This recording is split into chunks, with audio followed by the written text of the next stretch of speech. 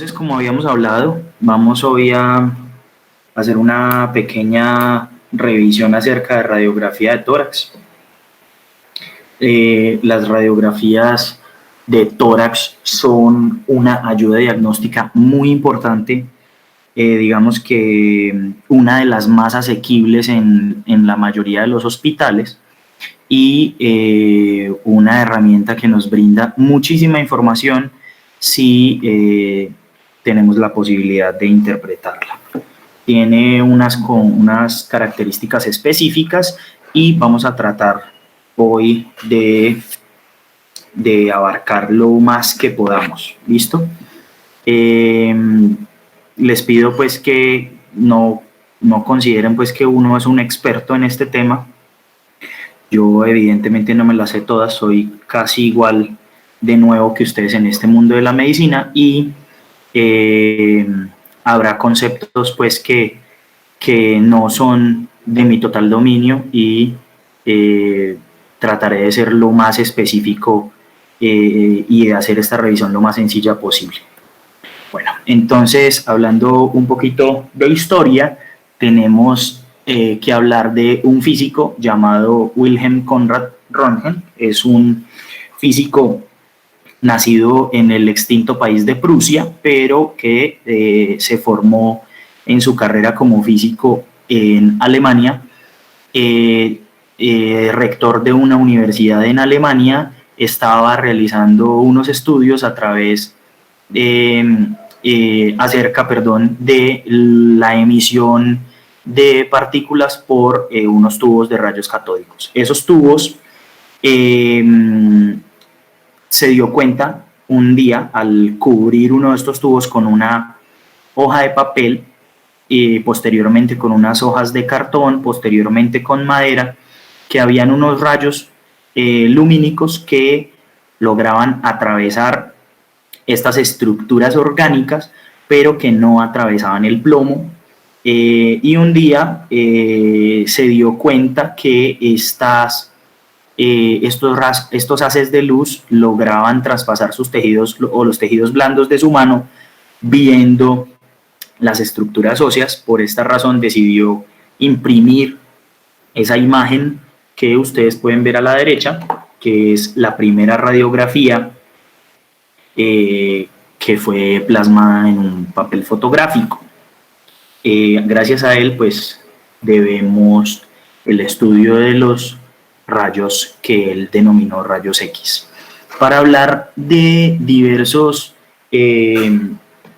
conceptos muy valuables en radiografía de tórax, y no solo en radiografía de tórax, sino en todos los usos de la radiología, incluyendo la tomografía, tenemos que hablar de las densidades radiológicas. Entonces, son 5 las densidades radiológicas que se pueden ver en una radiografía. Estamos hablando entonces de la densidad del aire, de la densidad grasa, de la densidad de agua, de la densidad de calcio o densidad ósea y de la densidad del metal.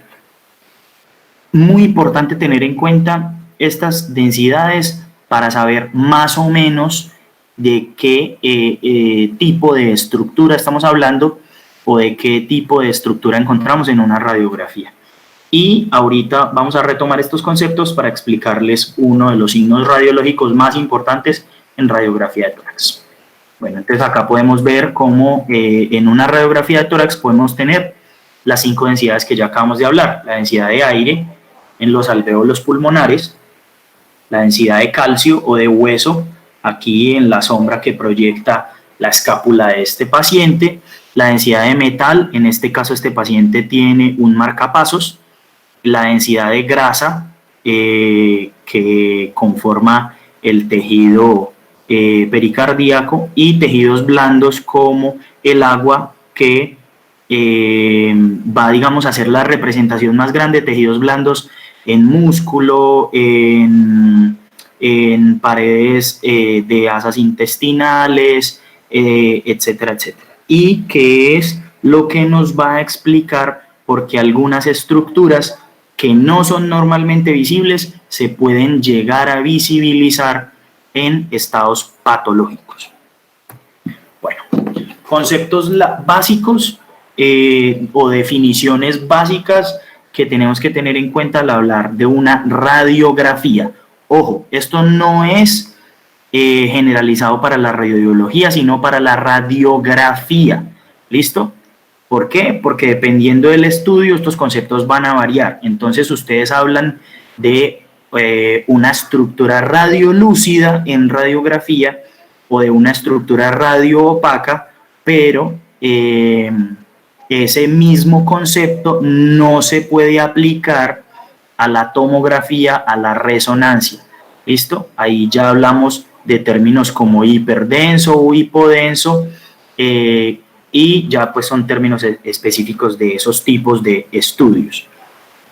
Bueno, entonces la radiolucidez es la presencia de una estructura que absorbe los tejidos, perdón, que deja pasar los rayos de luz que proyecta una fuente de rayos X, y la radioopacidad está representada por estructuras que no permiten el paso de esos rayos.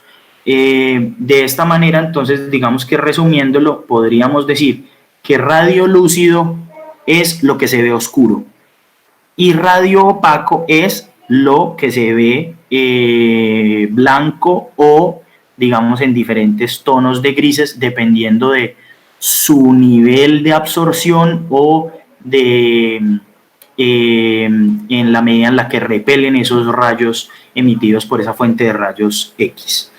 Y el concepto de proyección, que ya lo vamos a ver en la siguiente diapositiva. Entonces, aquí nuevamente tenemos que echar mano de un concepto de la física, que es la transmisión o propagación rectilínea de la luz. Y es, como ustedes pueden ver en este diagrama, hay una fuente puntual de luz y esos rayos se van a propagar a través del espacio de manera rectilínea. Si ustedes ven, este rayo no está dando curvas, sino que está desplazándose de una manera recta. Eso hace que la proyección de la sombra lumínica también siga un comportamiento rectilíneo, aparecer un concepto que es el concepto de proyección, y es que entre más alejado o más cercano esté el cuerpo iluminado a la fuente de luz, pues entonces eso hará variar el tamaño de la sombra proyectada, y de igual manera, entre más lejano o más cercano esté el cuerpo iluminado de la estructura de proyección, entonces variará también el tamaño de esa sombra proyectada. ¿Esto por qué es importante? Es importante para nosotros en radiografía de tórax, específicamente saber qué tipo de proyección vamos a solicitar. Entonces, ojo, siempre, bueno, en la medida de lo posible, soliciten cuando estén en un servicio de urgencias o en un servicio de hospitalización, enfrentados a un paciente al que ustedes le quieren solicitar una radiografía de tórax, entonces vamos a solicitar, como les digo, en la medida de lo posible, una proyección postero-anterior y una proyección lateral izquierda. Aquí me voy a devolver un poquito, y es a un concepto que no puntualicé, y es que las radiografías son imágenes en 2 dimensiones. Entonces acá yo no puedo decir que solo con mirar esto yo puedo decir que este marcapasos está más adelante o está más anterior o está más posterior que la estructura del corazón. Digamos que yo sí sé que está más anterior porque pues se pone en el tejido subcutáneo, pero no puedo inferir eso producto de la visualización de la radiografía. ¿Por qué? Porque es una imagen en 2 dimensiones. Por esto siempre se debe pedir 2 proyecciones imagenológicas para yo poder definir si algo es anterior, es posterior, si está algo más anterior o más posterior con respecto a otra estructura. Y eso es importante cuando vayamos a definir la posición de tumores o masas o hallazgos específicos a nivel radiográfico. Entonces, siempre vamos a tratar de pedir radiografías laterales izquierdas y postero-anteriores. Cuando yo tomo, ¿por qué una radiografía lateral izquierda y por qué una radiografía postero-anterior? Por lo que les explicaba de este concepto anterior. Entre más cercano esté el objeto que deseamos ver de la fuente lumínica, entonces la sombra proyectada va a ser mayor. Y este ejemplo lo podemos ver aquí en este dibujo. Tenemos 2 personas en la misma posición, la misma persona, la misma estructura que deseamos ver, y tenemos una fuente lumínica que está ubicada en el mismo punto, y tenemos una sombra, una zona o una estructura, un cuerpo donde vamos a proyectar la imagen que deseamos ver. El rayo de luz se dispara desde el mismo punto, es decir, que hay la misma distancia entre el cuerpo de esta persona y el haz de luz, y entre el cuerpo de esta persona y el haz de luz. Pero tenemos que tener en cuenta que el corazón de esta persona está más pegado a la pared anterior del tórax que de la pared posterior. Por eso, si yo tomo una radiografía antero-posterior, la imagen cardíaca proyectada va a ser una imagen magnificada. Entonces, cuando yo vaya a decir que a ese paciente le voy a hacer un índice cardiotorácico para saber si tiene cardiomegalia, esta imagen me va a dar una falsa apariencia de cardiomegalia o no me va a dar una imagen confiable. ¿Por qué? Por la posición del corazón, que es más anterior que posterior. Si al contrario yo volteo a ese paciente y lo pongo en una proyección, le tomo una radiografía en una proyección postero-anterior, el corazón va a estar más pegado a la placa radiográfica, y por esta razón la imagen que se me va a proyectar es una imagen mucho más fidedigna del tamaño de esas estructuras. ¿Listo? De igual manera, la misma explicación aplica de por qué se debe tomar una imagen en lateral izquierda, en la que el haz de luz entre por el hemidiafragma derecho y el lado izquierdo del hemitórax esté en contacto con la placa radiográfica. Bueno, también tenemos que tener en cuenta unos estándares de calidad en cuanto a la toma de radiografías, y esto para lograr una visualización de las estructuras del tórax con una mayor facilidad. ¿Listo? Entonces, aquí introducimos el concepto de centrado. ¿Listo? Se considera que una placa está centrada. Podemos verlo aquí en la imagen A y B, en la que las zonas más mediales de las clavículas están equidistantes de la línea media de los cuerpos vertebrales. Si ustedes se fijan, A y A' son más o menos iguales. Entonces podemos decir que esta placa está centrada. Podemos decir que una placa está bien penetrada cuando los rayos de luz penetran lo suficiente, los rayos X penetran lo suficiente las estructuras como para visualizar hasta los discos intervertebrales de las vértebras, de las últimas vértebras torácicas. Si se ven no los discos intervertebrales, sino los cuerpos intervertebrales, estamos hablando de una placa que está demasiado penetrada y no nos va a poder permitir ver las estructuras más anteriores del tórax de una adecuada manera. Y por el contrario, si no se ven los discos intervertebrales de las vértebras torácicas distales, entonces hablamos de una placa poco penetrada y que no nos va a permitir ver las suficientes estructuras. Y además de esto, el último concepto en cuanto a estándar de calidad de la toma de una radiografía es el concepto de inspiración. Se le debe solicitar al paciente cuando se le va a tomar una radiografía de tórax que inspire y que sostenga la inspiración, y se considera que una placa de tórax está bien inspirada cuando podemos contar 10 espacios entre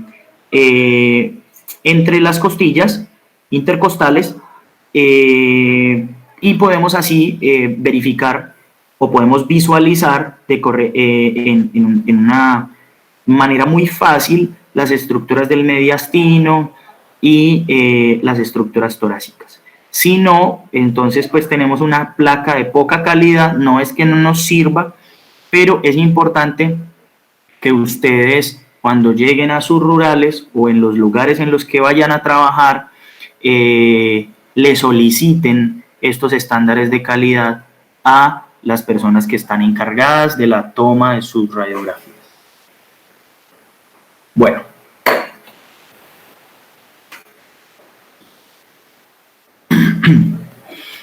y en una vista lateral podemos decir lo mismo. Estas que estábamos viendo acá eran vistas anteriores, excepto estas dos. En cuanto a penetración, en cuanto a inspiración, tenemos dos conceptos en la proyección lateral. Podemos decir que una placa está lo suficientemente inspirada en la proyección lateral cuando yo puedo identificar los arcos costales posteriores y puedo ver más o menos una distancia de 1 centímetro entre el borde de un arco y el otro.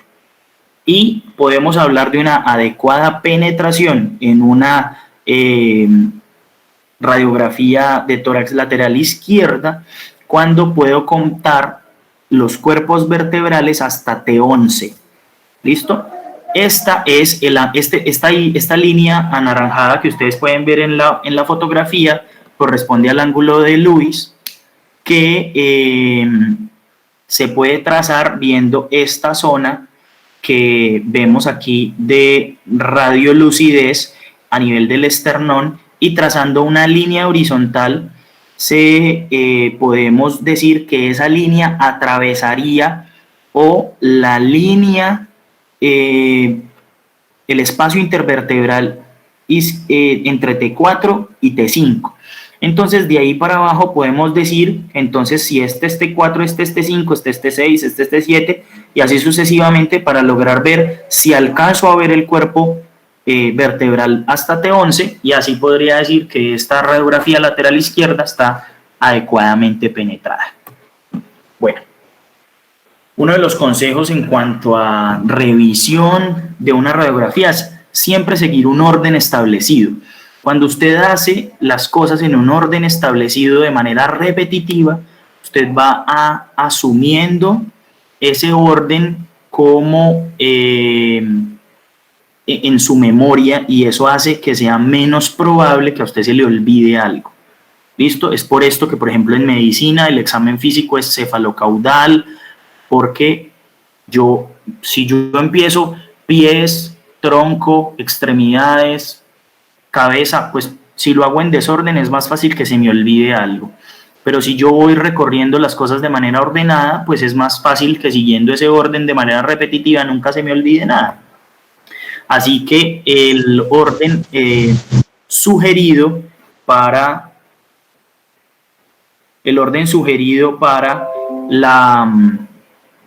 la revisión de una radiografía de tórax es de afuera hacia adentro. Entonces empezamos revisando la caja torácica, el diafragma y las regiones subdiafragmáticas, los campos pulmonares y por último la silueta cardiomediastinal, que es la zona pues más central de la radiografía. Bueno, entonces en una radiografía de tórax se pueden ver muchas cosas. Si yo me pusiera a revisarles concepto por concepto, creo que pues tendríamos que echarnos demasiado tiempo y pues no hace parte pues de los objetivos de esta revisión. Pero hay unos conceptos básicos que quiero que les tratar de que les queden lo más claro posible. Entonces, en la radiografía de tórax podemos ver básicamente 4 grupos de enfermedades o 4 grupos de hallazgos.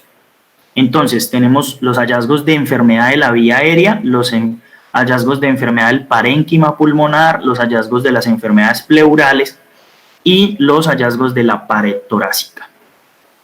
Entonces, los hallazgos del parénquima pulmonar podemos subdividirlos a su vez en 2 tipos de hallazgos o en 2 tipos de patrones radiográficos.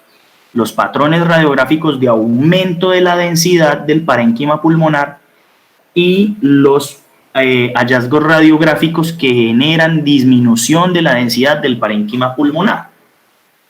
Los de la vía aérea se dividen en 4 patrones específicos y ahorita vamos a hablar de ellos. Primero hablemos de los hallazgos radiográficos del parénquima pulmonar. Les pido disculpas por esta fotografía, está en un poquito mala calidad, pero me sirve para explicarles el primer signo radiográfico de aumento de la densidad del parénquima pulmonar y es un signo patognomónico casi, recuerden un dicho antes de proseguir, y es que en medicina no se puede hablar de nunca y no se puede hablar de siempre, pero digamos que saltémonos esa regla un poquito y podemos decir que casi siempre, cuando existe un broncograma aéreo hay una neumonía. Entonces no le tengan miedo a que si ustedes en el rural ven una radiografía que tiene broncograma aéreo, ustedes pueden decir, casi sin lugar a dudas este paciente tiene una neumonía. ¿Listo? ¿Por qué se presenta o cuál es el signo del broncograma aéreo? Y aquí tengo que hablarles de algo que se llama el signo de la silueta, que también lo voy a retomar un poquito más adelante. Si ustedes se devuelven a esta radiografía, hablamos de las densidades. ¿Listo? Entonces, recuerden lo que yo les decía ahorita, hay algunas estructuras que no se ven normalmente en la radiografía. Entonces, ¿ustedes qué ven normalmente en una radiografía en los pulmones? Aire. Pero resulta que si yo junto ese aire que está a nivel alveolar y yo lo ocupo por agua, eso me va a generar un cambio en la densidad del parénquima pulmonar, lo que me va a permitir dibujar otras estructuras de una manera más sencilla o más visible. Por eso, el signo del broncograma aéreo se los voy a mostrar. Esta es una columna de aire que está atrapada, por así decirlo, o está ubicada, mejor, dentro del árbol bronquial. Recuerden que dentro del árbol bronquial no se genera intercambio gaseoso. El intercambio gaseoso se da a nivel alveolar. El alvéolo es el parénquima, pero cuando yo tengo un paciente con una neumonía, ese parénquima va a estar ocupado por otra cosa, por líquido, por moco, etcétera, etcétera. Entonces eso me cambia la densidad alveolar, pero como no hay un intercambio gaseoso a nivel del bronquio, el bronquio sigue siendo ocupado por aire. Eso me permite ver los bordes de este árbol bronquial izquierdo que está lleno de aire, mientras los alvéolos que están a sus lados están ocupados por moco o por líquido. Eso hace que se me dibuje el árbol bronquial. Eso es el signo del broncograma aéreo. Si ustedes ven un broncograma aéreo, es porque el paciente tiene una neumonía. Esta foto está un poquito mejor. Ustedes pueden ver aquí la columna de aire, que normalmente siempre se dibuja esta columna central, pero miremos a la derecha. Mire que viene la columna central, este es el bronquio principal derecho, y aquí perdemos ese árbol bronquial. Sin embargo, miremos el lado izquierdo, cómo el árbol bronquial se alcanza a ver un recorrido mucho más amplio. Miren cómo esta pared acá yo puedo seguirla con el cursor y venirme hacia acá. Esto es un signo de broncograma aéreo. Y miren otra cosa que ya les voy a explicar más adelante, que es el signo de la silueta, cómo se borran los bordes de la silueta cardíaca izquierda. Sin lugar a dudas, prácticamente yo puedo decir que este paciente tiene una neumonía. Bueno, aquí tenemos un diagrama en el que les puedo explicar de una mejor manera el signo de la silueta. Si yo tomo estas densidades que vimos en la radiografía, en las radiografías anteriores, yo puedo ver que en esta botella hay una densidad de aire, en esta botella hay una densidad de agua, en esta botella hay una densidad de hueso. Perdón, de metal. Si yo pongo en contacto los bordes de esta botella con los de esta botella, yo puedo decir que la densidad de metal va hasta aquí y que la densidad de agua va hasta aquí. Es decir, puedo definir unos bordes entre diversas estructuras de diferentes densidades. Pero si yo pongo en contacto estructuras de densidades similares, miren cómo el borde se hace mucho más difícil de distinguir. Eso me explica el signo de la silueta. El signo de la silueta no es más que la ocupación de espacios de diferentes densidades por estructuras o líquidos o materia de similares densidades. Entonces, es el que les mostraba en esta diapositiva. Este paciente tiene una silueta cardíaca que está borrada del lado izquierdo por una neumonía. Normalmente este espacio del hemitórax izquierdo debería ser radiolúcido, es decir, oscuro, y permitirme dibujar la silueta cardíaca, porque la silueta cardíaca es densidad de agua y densidad de grasa. Al contrario, la densidad del pulmón es densidad de aire, pero en una neumonía ese parénquima se me va a ocupar por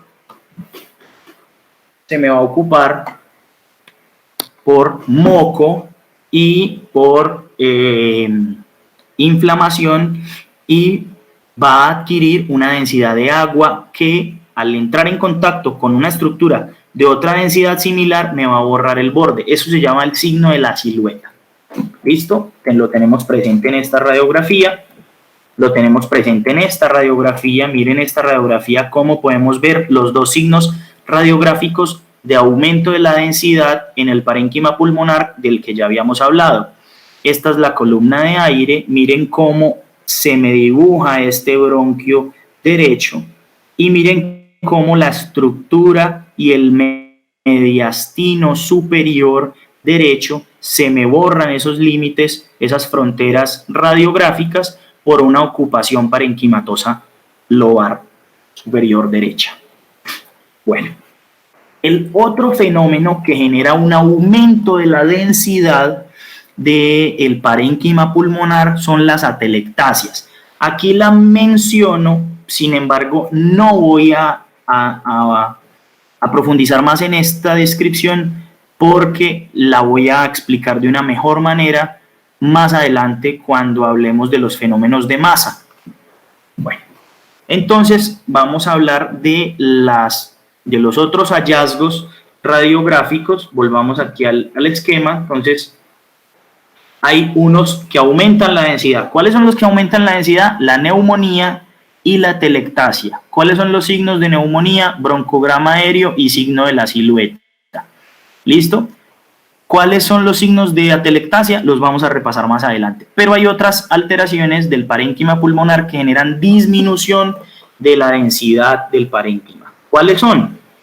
Varios hallazgos específicos. Quistes. Entonces, son estructuras radiográficas que tienen un borde definido, radioopaco, con un centro radiolúcido bien definido, generalmente circulares.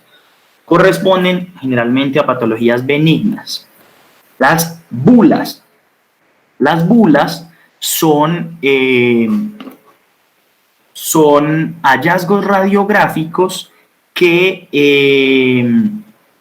se acompañan de la presencia de enfisema a nivel del parénquima pulmonar y que tienen unas paredes definidas. Miren, por ejemplo, aquí en esta bula, cómo podemos ver que hay un cambio en el color del parénquima. Una de las maneras más sencillas de hallar alteraciones a nivel de una radiografía es comparar un hemitórax con el otro. Entonces podemos ver que en este hemitórax no hay las formaciones que podemos encontrar acá. Acá podemos ver dos bulas, una aquí apical y esta que es un poco más central. En esta radiografía podemos ver una bula un poco más fácil de hallar. Esto es una magnificación de una radiografía de tórax y aquí podemos ver cómo en el ápice izquierdo hay una formación radiolúcida bastante oscura que está bien delimitada, pero además de eso tenemos un hallazgo radiográfico que es la detención de la vascularización pulmonar. Si ustedes se fijan, aquí hay unas como telarañitas que van ascendiendo, pero se detienen y en esta zona ya no tenemos esas formaciones radiográficas. ¿Por qué? Porque aquí no hay tejido. Esto es simplemente un espacio vacío lleno simplemente de aire, pero no hay parénquima pulmonar en esa zona. Característicos de lesiones tuberculosas. Una cavitación o caverna es la formación de una zona de necrosis o de absorción de ese tejido bien delimitado que en ocasiones puede estar ocupado por aire, por moco, por pus o por formaciones fúngicas. En esta zona podemos ver una cavitación, es como tenemos pues un hallazgo radiográfico, hay un halo radio opaco bastante evidente con un halo central, una zona central radiolúcida. Bueno, enfermedades de la vía aérea. Entonces, enfermedades de la vía aérea, tenemos como primera medida el hallazgo de las bronquiectasias. Las bronquiectasias son la dilatación irreversible de un bronquio acompañado de su vascularización. Eso hace que se dibuje la dilatación de ese bronquio que normalmente no se debe ver y hay un engrosamiento de la pared de ese bronquio, lo que corresponde a un signo radiográfico que es más propio de la tomografía. Sin embargo, en esta radiografía, por ejemplo, lo podemos ver, que es el signo del anillo de sello. El signo del anillo de sello es esta formación que podemos ver acá y que está resaltada en esta zona. Hay un engrosamiento de la pared bronquial que nos permite dibujar los contornos de ese bronquio y hay un vaso central que acompaña ese bronquio que nos da una densidad de agua, lo que permite que se forme como un anillo de sello en su interior. Manguitos peribronquiales. Este término en general pues está siendo reevaluado. Algunos libros lo refieren como un término en desuso, sin embargo, algunos especialistas y profesores suyos todavía lo usan. Un manguito peribronquial es simplemente el engrosamiento de la pared del bronquio, como ya les explicaba ahorita. Lo podemos ver aquí en esta zona magnificada. Hace alusión a enfermedades de la vía aérea, enfermedades que generen un aumento del grosor de esas paredes bronquiales. El patrón reticular. Aquí entramos a un concepto que es básicamente el de la enfermedad pulmonar intersticial. En este tipo de hallazgos radiográficos tenemos una ocupación ya no del parénquima pulmonar, sino principalmente de la vía aérea y del intersticio pulmonar, lo que genera unos patrones radiográficos muy específicos. El patrón reticular, un patrón con distribución en formaciones que parecen una red, de allí su nombre. El hallazgo de estas formaciones a nivel de la radiografía de tórax nos hace pensar en enfermedad intersticial y por ende este paciente requeriría unos estudios de extensión para descartar las causas de esta enfermedad intersticial, entre ellos un TAC de tórax contrastado. El patrón nodular, que son patrones de formación en nódulos, esta imagen se llama o se ha llamado clásicamente como una imagen en tormenta de nieve, porque podemos ver estos nódulos totalmente distribuidos por todos los hemitórax bilaterales que se semejan pues bolas de nieve. El patrón mixto, un patrón reticular que podemos ver en estas formaciones como telarañas, pero además patrón nodular que nos permite visualizar la formación de estos nódulos de diversos tamaños. Y por último, el patrón miliar, que también algunas veces se ha llamado como micronodular, que es un patrón mucho más difuso de nódulos mucho más pequeños y bastante juntos, que hace pues pensar en tuberculosis generalmente.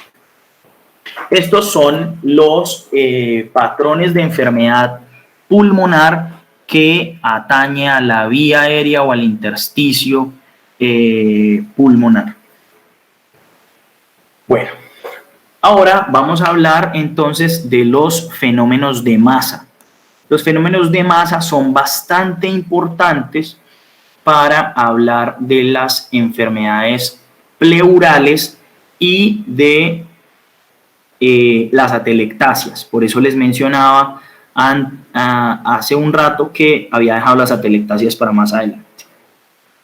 Entonces, básicamente tenemos dos fenómenos de masa a nivel del tórax que podemos evidenciar en una radiografía. Entonces tenemos aquí un diagrama muy rudimentario de lo que es los pulmones, el corazón y el mediastino, representados pues por este circulito rojo. La distribución es casi simétrica, con unas estructuras ya bien localizadas, pero dependiendo del tipo de fenómeno de masa que se presente en la imagen, pues vamos a ver o la desviación de esas estructuras de manera centrífuga a la lesión, o la desviación de esas estructuras de manera centrípeta a la lesión. Es decir, el fenómeno de masa positivo es una estructura, una masa, un defecto, un hallazgo radiográfico que gana espacio dentro de la cavidad torácica y empuja las estructuras que normalmente deberían estar en esa zona hacia otra zona. Y los fenómenos de masa negativos son una estructura, una lesión, un hallazgo radiográfico que atrae hacia sí mismo las otras estructuras que ocupan espacio dentro de ese tórax. Entonces, las lesiones que tienen fenómeno de masa positivo, ¿cuáles son? Generalmente son tumores, abscesos, derrames pleurales, neumotórax, hemotórax y las hernias diafragmáticas. Y los fenómenos de masa negativos, también tumores, pueden generar fenómenos de masa negativos por retracción de las estructuras, retracciones pleurales que pueden ser secundarias a un tumor o secundarias a una necrosis de la grasa peripleural o extrapleural, y las atelectasias. Entonces, ahorita cuando yo les estaba hablando de los fenómenos que aumentan la densidad del parénquima pulmonar, hablaba de las neumonías y de las atelectasias. Y ya en este apartado les voy a explicar cómo se pueden diferenciar estos dos hallazgos radiográficos el uno del otro. Bueno, entonces vamos a hablar de los fenómenos de masa positivos. Los fenómenos de masa positivos, como les decía, son los fenómenos que generan alteraciones en el espacio de la cavidad torácica y que repelen las estructuras normales del tórax hacia otro lugar. Los abscesos, dependiendo de su tamaño, pueden generar un fenómeno de masa positivo. ¿Listo? ¿Cómo identificar un absceso en una radiografía de tórax? Entonces, podemos ver una formación radiográfica bastante bien delimitada, podemos ver los bordes engrosados con un hallazgo interior radiolúcido que corresponde a aire, pero además de esto, un hallazgo interior radio opaco con densidad de agua que corresponde muy seguramente a material purulento y un nivel hidroaéreo. ¿Listo? Siempre que se encuentren, o bueno, ahorita dijimos que no podemos decir que siempre, pero digamos que casi siempre que ustedes encuentren una imagen radiográfica en una radiografía de tórax que corresponda a una estructura bien delimitada, de bordes bien delimitados y radio opacos, con un centro radiolúcido y un nivel hidroaéreo, podemos hablar de que tenemos un absceso hasta que se demuestre lo contrario. Como les decía, dependiendo de la ubicación de ese absceso y dependiendo de el tamaño de ese absceso, puede generar un fenómeno de masa positivo o puede que no. ¿Listo? Puede que ustedes aquí me digan, doctor, pero es que aquí no hay una desviación de la línea media, el mediastino está ahí. Yo les puedo decir, no sé en qué lugar está este absceso. Sé que es izquierdo, pero no sé si es anterior, si es posterior. ¿Por qué? Porque no estoy viendo una radiografía lateral en este caso. Además de eso, puede que el tamaño no sea lo suficientemente grande como para desviarme la silueta cardiomediastinal. Sin embargo, si el absceso fuera lo suficientemente grande, sí podría generar un fenómeno de masa positiva. Los derrames pleurales. Entonces, ¿cuáles son los signos radiográficos clásicos de un derrame pleural? Entonces, el derrame pleural es, una acumulación de líquido a nivel del espacio pleural, que como sabemos es virtual, no es un espacio real en el que normalmente hay una pequeñísima cantidad de líquido que se recambia a diario. Sin embargo, por diversos procesos patológicos como una insuficiencia cardíaca o una neumonía, una tuberculosis o un proceso neoplásico, se puede aumentar la cantidad de líquido a nivel de esa estructura, de ese espacio, y generar un derrame pleural. Como es un líquido el que se va a acumular dentro de ese espacio pleural, ese líquido pues se comporta físicamente como un líquido y teniendo en cuenta el fenómeno de adhesión de los líquidos, pues entonces tenemos el signo más común de los derrames pleurales, que es el signo del menisco. El signo del menisco es que, si ustedes recuerdan en anatomía, la distribución del espacio pleural es un espacio mucho más amplio en las bases que en los lados del hemitórax. Por esta razón, el espacio entre la pleura parietal de la zona lateral y la pleura visceral de la zona lateral, pues es más reducido que en la base.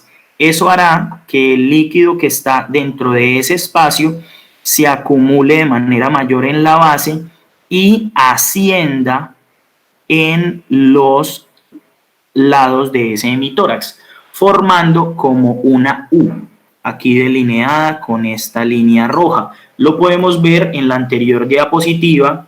Ustedes pueden ver cómo aquí hay una conformación de esta radioopacidad en forma de U. Este es el signo del menisco y es característico de dos situaciones, principalmente el derrame pleural y de una que no es tan común, que es el hemotórax, pero el hemotórax no, el hemotórax solo, no el hemoneumotórax, porque ya les voy a explicar ahorita cómo se ven las imágenes radiográficas de un hemoneumotórax.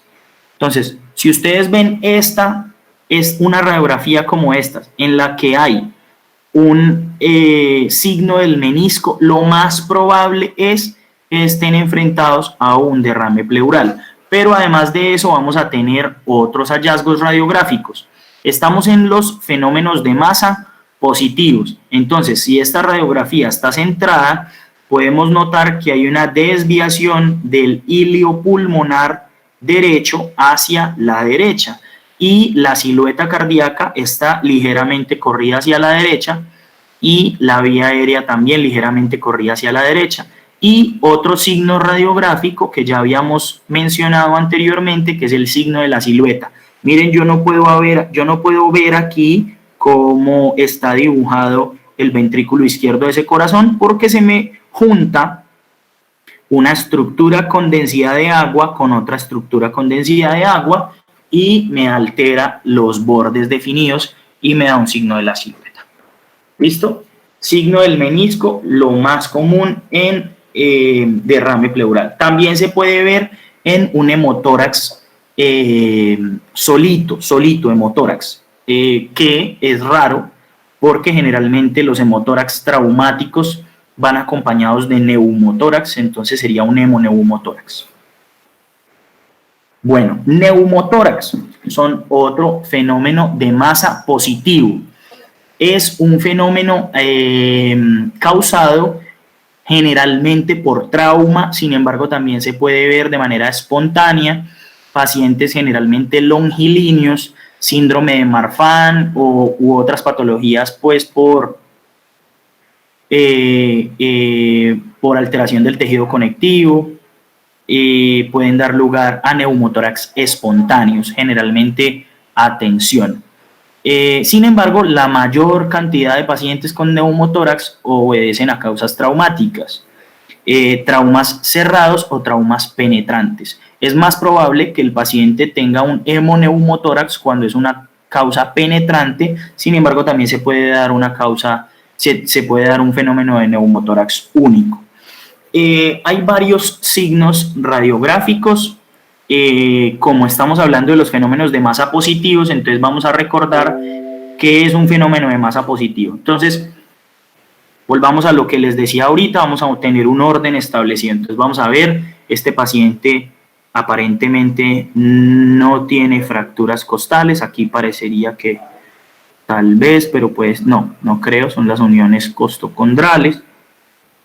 Bueno, no vemos lesiones externas en los tejidos blandos y nos venimos hacia la zona diafragmática y subdiafragmática, no vemos aparentes lesiones ni hallazgos alterados. Vamos a dar la revisión de los campos pulmonares y si yo comparo este hemitórax, el izquierdo, con el derecho, podemos ver cómo aquí tenemos una distribución de la vascularización que no la vemos en este ápice derecho.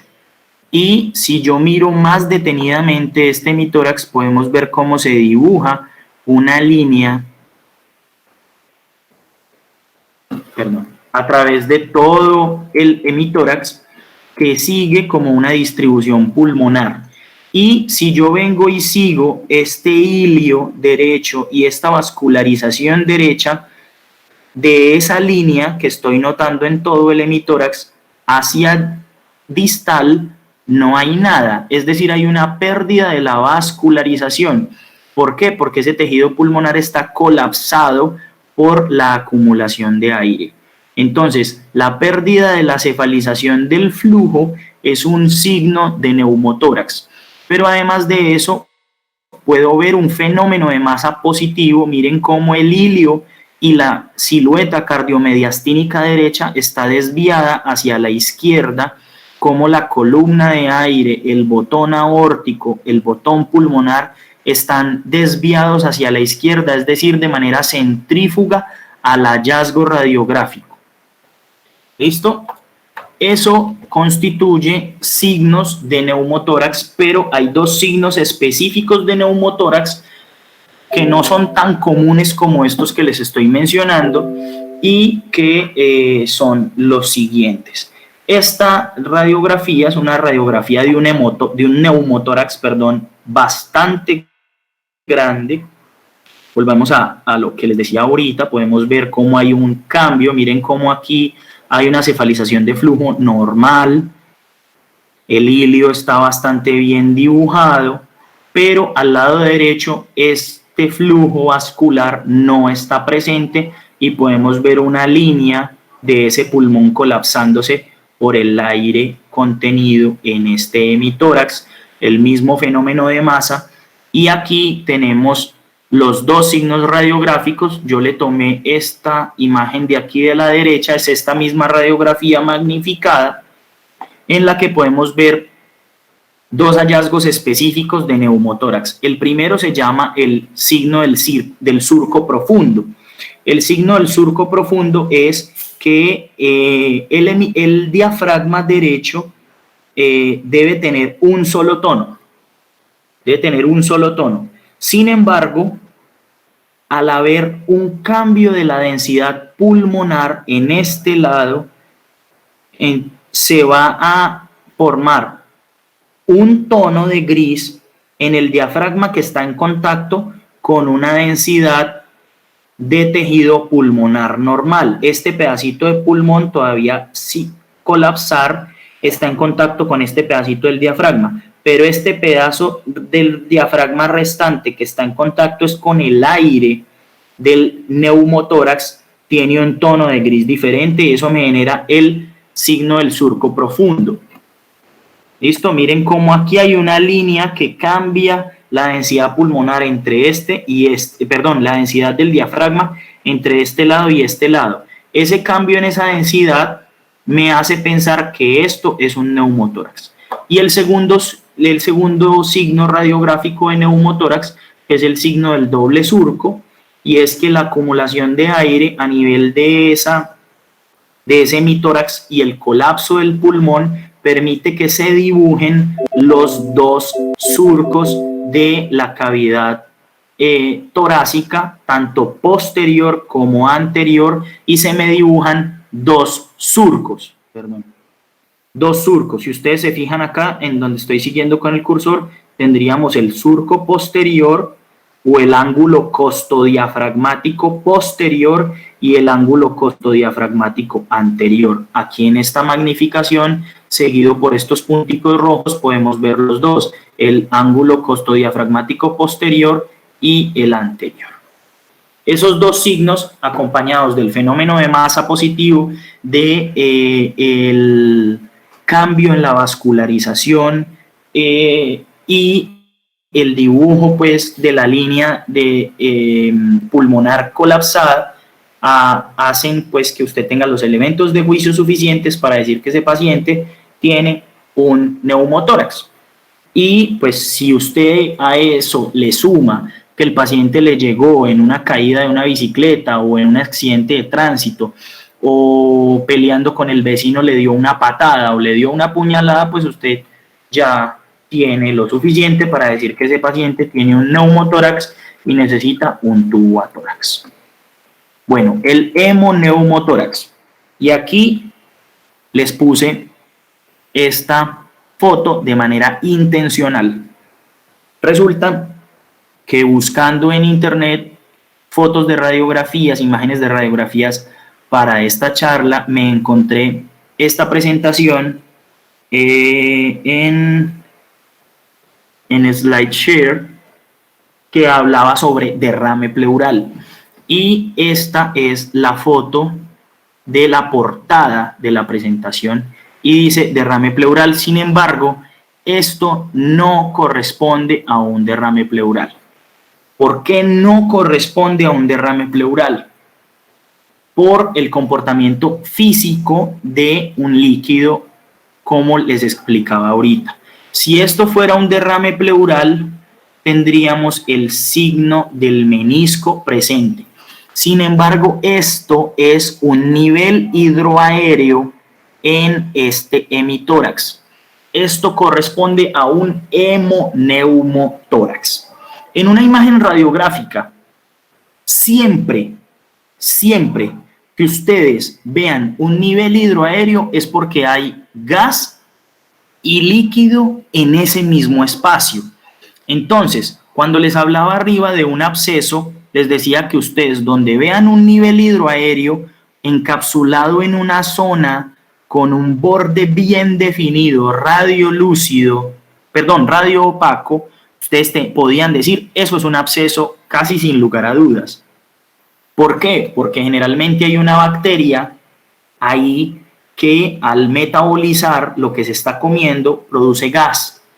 Y ese gas en contacto con los tejidos de producto inflamatorio como la pus, pues genera un líquido que es la pus más el gas en un mismo espacio contenido, lo que genera un nivel hidroaéreo bastante visible en la radiografía. Ahora, el mismo fenómeno, un gas, ¿cuál gas? El del neumotórax, más un líquido, el del hemo, es decir, la sangre, contenido en un mismo espacio, le va a dar gas más líquido, un nivel hidroaéreo. Entonces, siempre que ustedes vean un nivel hidroaéreo de todo el hemitórax, tienen un hemoneumo y ese paciente requiere un tubo a tórax. Entonces, lo dejé aquí intencionalmente para que ustedes vean que esto no es un derrame pleural. Entonces, ¿cómo diferencia un derrame pleural de un hemoneumo? Porque el derrame pleural tiene un fenómeno del menisco, signo del menisco, y el hemoneumo tiene un nivel hidroaéreo. Entonces, más imágenes de hemoneumo. ¿Listo? Aparte de eso, vamos a tener los otros hallazgos de los que ya hemos venido hablando en este grupo de hallazgos radiográficos, que son los fenómenos de masa positivos.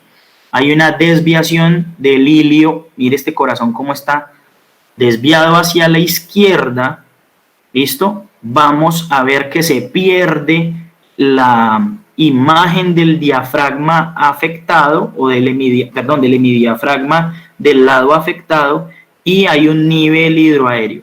Además de eso, podemos ver que hay una pérdida de la cefalización del flujo, lo mismo que a este lado, y podemos ver cómo el pulmón de este lado derecho en esta radiografía también se está empezando a ver colapsado y hay una desviación hacia el lado contrario de la masa, o del defecto. Ok. Listo. Entonces, fenómenos de masa positivos, pero en enfermedades de la pleura. Listo, estábamos hablando de...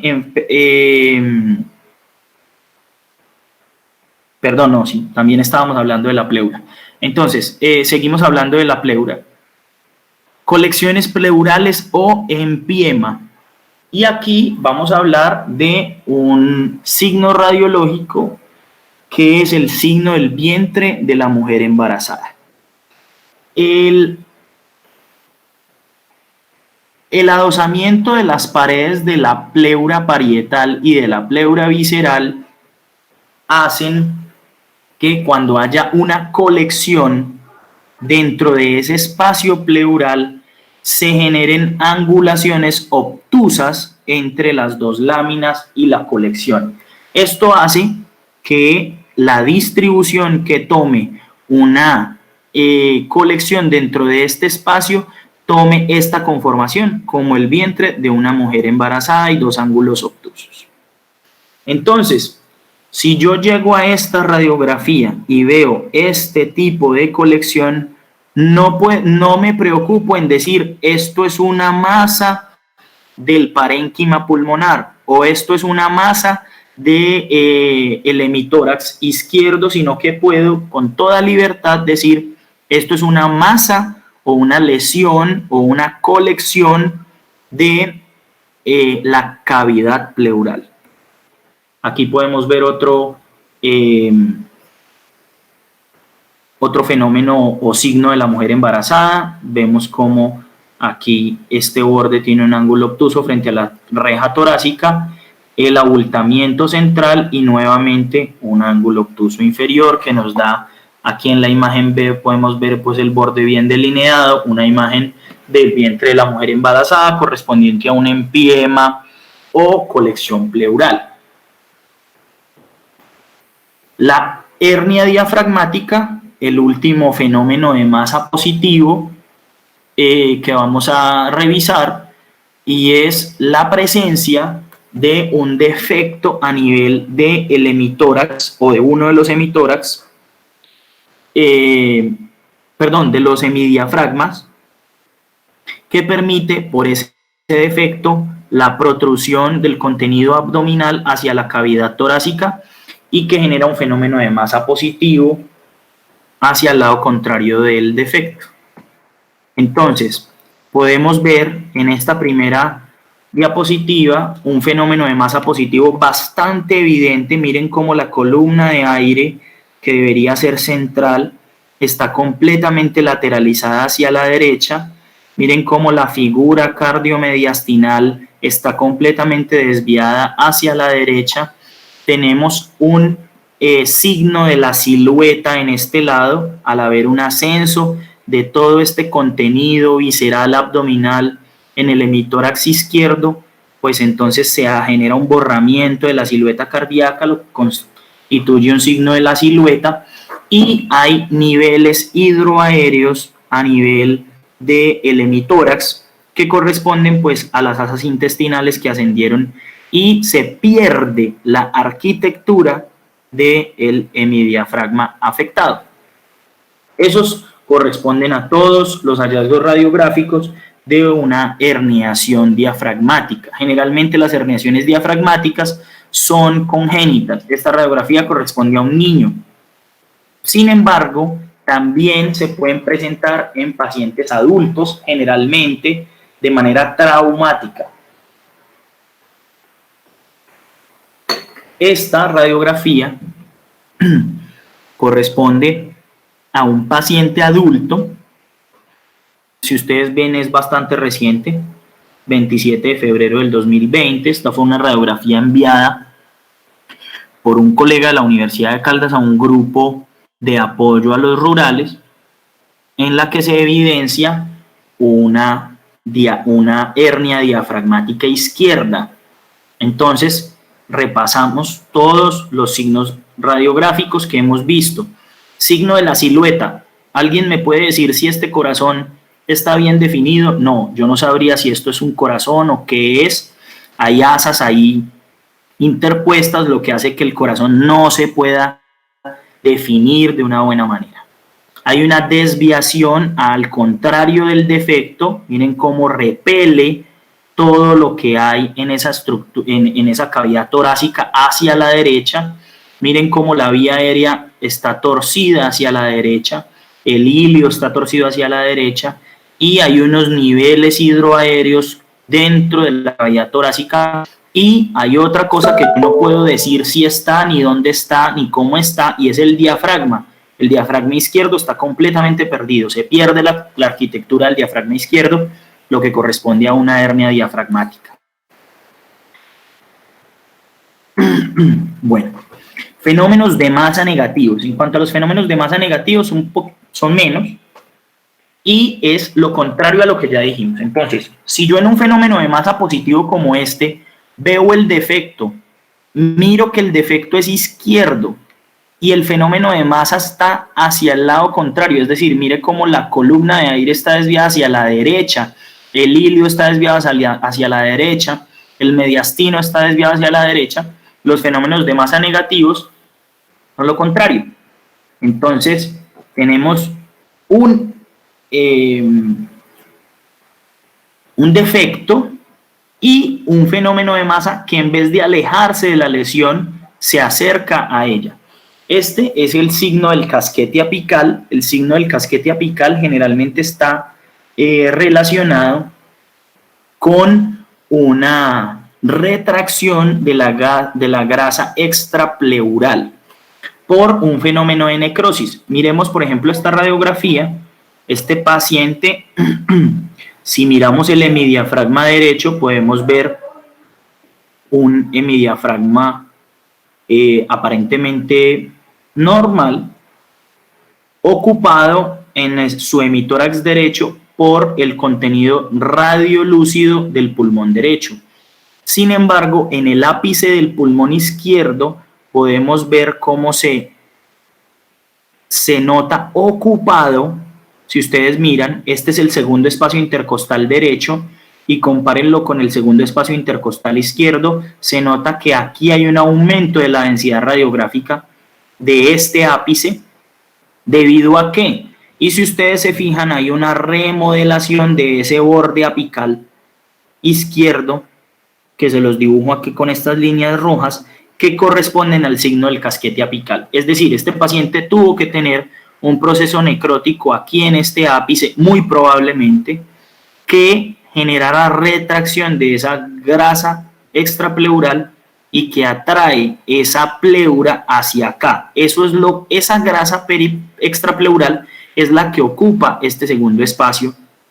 Sin embargo, si bien este fenómeno está atribuido a la necrosis de la grasa extrapleural o a procesos inflamatorios pleurales, que generan retracción, lo más probable es que este paciente tenga un tumor mediastinal superior debido a un ensanchamiento mediastinal que es bastante evidente. Si ustedes miran una radiografía, miren este hilio, que si bien no es un hilio normal porque esta persona tiene un proceso inflamatorio, es un hilio que es bastante más delgado que este hilio. Pérdida del dibujo del botón aórtico y del botón pulmonar. Eso supone un ensanchamiento mediastinal, lo que correspondería, o lo que podría corresponder, a un tumor mediastinal que esté en relación con esa retracción pleural que genera el signo del casquete apical. Por eso, cuando les hablaba de los fenómenos de masa negativos y de los fenómenos de masa positivos, les decía que en los fenómenos de masa positivos podían estar tumores, pero también los tumores podían estar en los fenómenos de masa negativos por generación de retracción de los tejidos. El segundo y más común fenómeno de masa negativo o alteración, defecto que genere un fenómeno de masa negativo, tenemos las atelectasias. Las atelectasias es la reabsorción de aire distal a una obstrucción bronquial. Ustedes saben que el tórax, la cavidad torácica, tiene una presión negativa. Al haber una obstrucción bronquial, el aire contenido después de esa obstrucción va a generar una absorción y con eso se va a arrastrar, a jalar, por así decirlo, el parénquima pulmonar, lo que va a generar un fenómeno de masa negativo. Entonces, yo le muestro esta radiografía a alguien y ese alguien me dice, bueno, hay un aumento de la densidad del hemitórax izquierdo. Sí, eso es correcto. Ya vimos que los fenómenos o las alteraciones que generan un aumento de la densidad del parénquima pulmonar son generalmente dos alteraciones: las neumonías, que tenían signo de broncograma aéreo, y las atelectasias, que les dije que las íbamos a repasar más adelante aquí cuando habláramos del fenómeno de masa. Entonces, ¿Cuál es la diferencia entre una neumonía y la atelectasia en cuanto a hallazgos radiográficos? El fenómeno de masa. La neumonía generalmente no tiene fenómeno de masa. ¿Por qué? Porque no es algo que ocupe un nuevo espacio dentro del tórax, sino que es simplemente parénquima pulmonar que ya existía, que ya ocupaba un espacio dentro de ese hemitórax, sino que se llenó, en vez de aire, se llenó de líquido o se llenó de pus o se condensó. Pero no es una nueva estructura dentro del hemitórax. Por eso la neumonía generalmente no tiene fenómeno de masa positivo ni negativo, a no ser de que se acompañe de un derrame pleural paraneumónico o de un absceso secundario a una neumonía, que también puede pasar. Pero si es la neumonía sola, generalmente no tiene fenómeno de masa. Pero la atelectasia sí tiene fenómeno de masa, pero es un fenómeno de masa negativo. Si ustedes se fijan, aquí podemos ver la columna de aire central de la tráquea, cómo se desvía hacia la izquierda, hacia donde está el aumento de la densidad pulmonar. Miren cómo al mismo tiempo se altera la silueta cardíaca, generando un fenómeno de la silueta, y el hilio pulmonar derecho, que debería estar acá, no lo encuentro y se me pierde junto con las estructuras, porque se superpone a las estructuras de la columna vertebral y eso hace más difícil localizarlo. Entonces, yo con toda seguridad puedo decir que esto es una atelectasia izquierda que me genera un fenómeno de masa negativo. Acá podemos ver otra atelectasia, es una atelectasia del lóbulo superior derecho. Hay un aumento de la densidad. Miren cómo la tráquea se me desvía, aunque esta radiografía está un poquito oscura, se me desvía hacia la derecha y el hilio pulmonar derecho se me pierde porque está siendo arrastrado hacia esa atelectasia. Y miren cómo una de las cisuras está siendo también elevada junto con el hilio. Y por último, miren cómo el hemidiafragma derecho está siendo elevado bastante hacia ese mismo hallazgo radiográfico que corresponde, sin lugar a dudas, a una atelectasia. Entonces, hasta aquí yo creería que serían la mayor cantidad de hallazgos radiográficos que ustedes podrían encontrarse. Por supuesto que podríamos entrar en mayor detalle y podríamos profundizar más, sin embargo, esto nos tomaría bastante tiempo. Ahora, usted en una radiografía no tiene que precisar lo más profundo en todos los casos. ¿Listo? Usted tiene derecho a tener dudas. Sin embargo, estos conceptos básicos le permiten encasillarse como haciendo un diagnóstico diferencial de la radiografía de tórax hacia fenómenos de masa. Entonces usted puede decir, si hallé fenómeno de masa negativo, puede ser esto o esto o esto. Si hallé un fenómeno de masa positivo, puede ser esto o esto o esto. Pero además de fenómeno de masa, tenía el signo del menisco. Entonces yo creo que es un derrame pleural y no un neumotórax que no tiene signo del menisco. Y así orientar el diagnóstico radiográfico de su paciente o de sus pacientes hacia un diagnóstico sindromático o diagnóstico diferencial. Por último, los signos de enfermedad mediastinal, que ya se los he mencionado en algunas de las radiografías. También tenemos aquí en estas enfermedades mediastinales el signo de la silueta y los fenómenos de masa.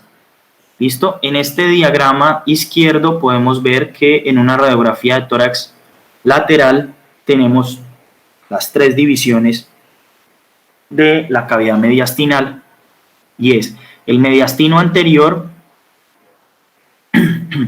que lo podemos limitar por la pared anterior de la columna de aire que se ve en la radiografía, el esternón y la cara anterior de los grandes vasos y la silueta cardíaca. Generalmente aquí en esta zona de la radiografía no debe haber mayor contenido, es decir, no debemos ver estructuras que generen un aumento de la densidad. El mediastino medio, que contiene básicamente el corazón y los grandes vasos, el arco aórtico, que también hace parte de ese mediastino medio, y el mediastino posterior, que está conformado por la aorta descendente y el espacio retrocardíaco, que está limitado por la cara posterior de la silueta cardiomediastinal y los cuerpos vertebrales. También debe estar vacío, ¿listo? No debe estar ocupado por estructuras que aumenten la densidad. Entonces, por ejemplo, aquí vemos una lesión a nivel del mediastino superior en esta radiografía de tórax, que probablemente sea PA o AP. Sin embargo, yo no puedo decir si esta masa es posterior o es anterior, viendo solo esta imagen. ¿Por qué? Porque solamente tenemos una imagen en 2D. Entonces yo puedo decir está arriba o está abajo o está a la derecha o está a la izquierda, pero no me puedo decir si está posterior o está anterior. Por eso necesito la imagen de la radiografía lateral, en donde si la comparamos, por ejemplo, con esta, miren cómo aquí yo puedo dibujar estas estructuras y decir que aquí hay un espacio que es más o menos radiolúcido, porque recuerden que aquí están superpuestas las estructuras pulmonares, y aquí en esta zona podemos ver que no hay espacio retrocardíaco. Hay una silueta cardíaca, los grandes vasos se pierden, no puedo ver callado aórtico, a diferencia en esta, en donde yo puedo más o menos decir que esto corresponde al arco que genera la aorta. Sin embargo, aquí se pierde, tenemos un fenómeno o un signo, perdón, de la silueta, en donde no veo la silueta del callado aórtico, se pierde la silueta cardíaca en su parte superior y hay una ocupación de ese espacio antecardíaco en esta radiografía, y mirando la proyección postero-anterior o antero-posterior podemos ver que hay un ensanchamiento mediastinal con fenómeno de masa positivo, y pues esto constituye la evidencia pues de que hay una enfermedad mediastinal. Pero miren, por ejemplo, acá en esta, como el espacio retrocardíaco se conserva vacío, ¿listo? Sin embargo, si yo encontrara esta misma lesión no ubicada acá, sino ubicada en esta zona, podría decir que hay un fenómeno de masa o que hay una masa.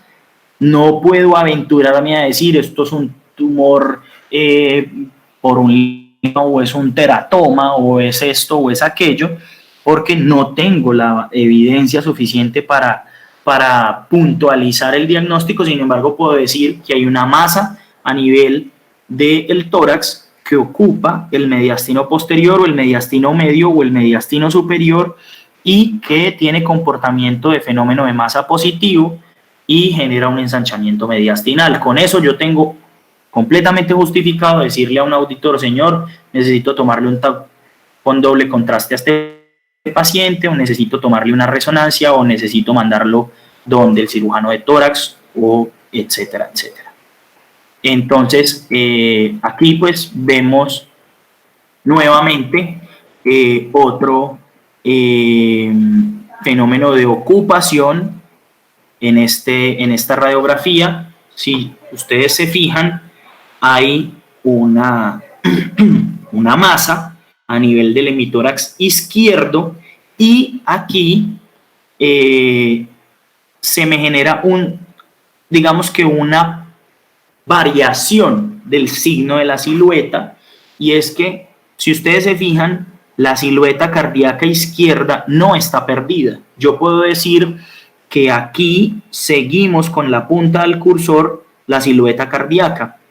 Eso significa que este tumor no está en contacto estrecho con este borde cardíaco y eso me permite inferir que muy probablemente el tumor está en el mediastino posterior. Efectivamente, si yo miro la radiografía de tórax en proyección lateral, encuentro que hay una ocupación de este espacio retrocardíaco no de manera completa y por esta razón esta masa, este tumor, no genera un signo de la silueta a nivel izquierdo. Y con esto puedo decir que hay una ocupación mediastinal producto de una masa que genera fenómeno de masa positivo y que está ocupando el espacio retrocardíaco.